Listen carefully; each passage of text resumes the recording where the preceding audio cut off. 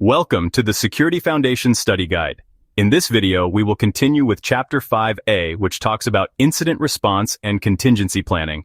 Oh, and don't forget to like, comment, and subscribe to the channel. Because technology drives business, planning for an unexpected adverse event usually involves managers from general business management as well as the information technology, or IT, and InfoSec communities of interest. They collectively analyze and assess the entire technological infrastructure of the organization, using the mission statement and current organizational objectives to guide their planning activities. But, for a plan to gain the support of all members of the organization, it must be sanctioned and actively supported by the general business community of interest. It must also be carefully monitored and coordinated with the InfoSec community of interest to ensure that information is protected during and after an adverse event, such as an incident or disaster. Information that affects the plan must be made securely available to the organization, especially when it may not be operating under normal circumstances or in its normal locations. The need to have a plan in place that systematically addresses how to identify, contain, and resolve any possible unexpected adverse event was identified in the earliest days of IT. Professional practice in the area of contingency planning continues to evolve, as reflected in Special Publication 834, Revision 1, Contingency Planning Guide for Federal Information Systems, published by the National Institute of Standards and Technology, or NIST. NIST is a non-regulatory federal agency within the United States Department of Commerce that works to enhance innovation and competitiveness in the United States by acting as a clearinghouse for standards related to technology. So there you have it. Now let's run into our next topic, right after this.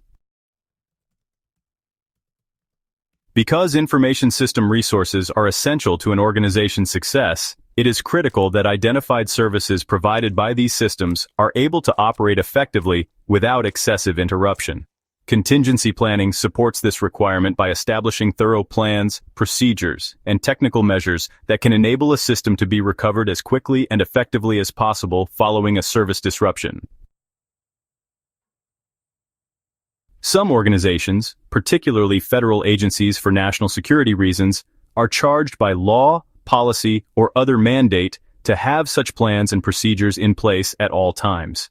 The development of a plan for handling unexpected events should be a high priority for all managers. The plan should account for the possibility that key members of the organization will not be available to assist in the recovery process. The plan should account for the possibility that key members of the organization will not be available to assist in the recovery process. In fact, many organizations expect that some key members of the team may not be present when an unexpected event occurs. To keep the consequences of adverse events less catastrophic, many firms limit the number of executives or other key personnel who take the same flight or attend special events. The concept of a designated survivor has become more common in government and corporate organizations. A certain number of specifically skilled personnel are kept away from group activities in case of unexpected adverse events. There is a growing emphasis on the need for comprehensive and robust planning for adverse circumstances. In the past, organizations tended to focus on defensive preparations, using comprehensive threat assessments combined with defense in depth to harden systems and networks against all possible risks. More organizations now understand that preparations against the threat of attack remain an urgent and important activity, but that defenses will fail as attackers acquire new capabilities and systems reveal latent flaws. When, not if, defenses are compromised, prudent security managers have prepared the organization in order to minimize losses and reduce the time and effort needed to recover.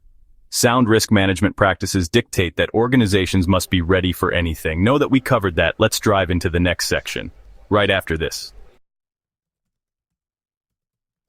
The overall process of preparing for unexpected adverse events is called contingency planning, CP. During CP, the IT and InfoSec communities of interest position their respective organizational units to prepare for, detect, react to, and recover from events that threaten the security of information resources and assets, including human, information, and capital assets. The main goal of CP is to restore normal modes of operation with minimal cost and disruption to normal business activities after an adverse event. In other words, to make sure things get back to the way they were within a reasonable period of time.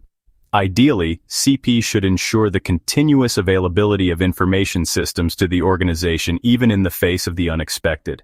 CP consists of 4 major components. 1. Business Impact Analysis, BIA. 2. Incident Response Plan, IR Plan. 3. Disaster Recovery Plan, DR Plan. 4. Business Continuity Plan, BC Plan.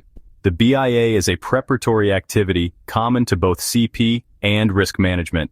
It helps the organization determine which business functions and information systems are the most critical to the success of the organization. The IR plan focuses on the immediate response to an incident. Any unexpected adverse event is treated as an incident unless and until a response team deems it to be a disaster. Then the DR plan, which focuses on restoring operations at the primary site, is invoked. If operations at the primary site cannot be quickly restored, for example, when the damage is major or will affect the organization's functioning over the long term, the BC plan occurs concurrently with the DR plan, enabling the business to continue at an alternate site until the organization is able to resume operations at its primary site or select a new primary location.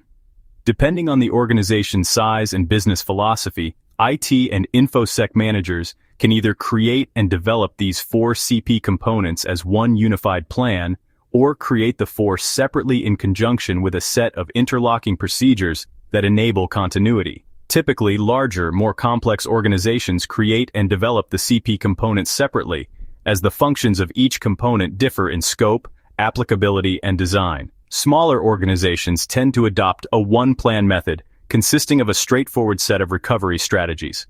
Ideally, the Chief Information Officer, CIO, Systems Administrators, the Chief Information Security Officer, CISO, and key IT and business managers should be actively involved during the creation and development of all CP components, as well as during the distribution of responsibilities among the 3 communities of interest. The elements required to begin the CP process are a planning methodology, a policy environment to enable the planning process, an understanding of the causes and effects of core precursor activities, known as the BIA, and access to financial and other resources, as articulated and outlined by the planning budget. As you learn more about CP, you may notice that it shares certain characteristics with risk management and the SDLC methodology. Many IT and InfoSec managers are already familiar with these processes and thus can readily adapt their existing knowledge to the CP process. If you find this video useful, please hit the like button, leave a comment, and subscribe to the channel. To see more videos like this, please click in the rectangle in the middle of your screen. To see other videos from this channel, please click the circle on the bottom right. Thanks for watching. Have a wonderful day. See you on the next one.